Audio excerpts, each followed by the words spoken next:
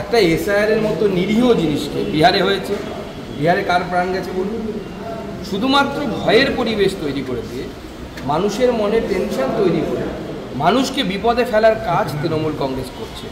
SIR ভারতবর্ষে এর আগেও হয়েছে, এবারও হচ্ছে, আগামী দিনেও হবে।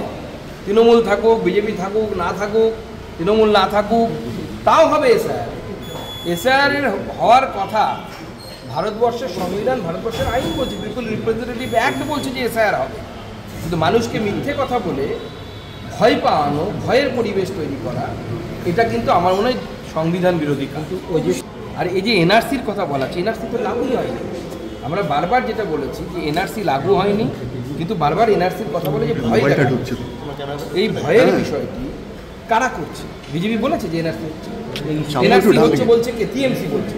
তাহলে এই মানুষটি যিনি মারা গেলেন বা যিনি সুসাইড করলেন ভয়ের জন্য যদি করে থাকেন এনআরসি, তাহলে দায়িত্ব মমতা বন্দ্যোপাধ্যায় বা তৃণমূল যারা বলেছে এনআরসি হচ্ছে,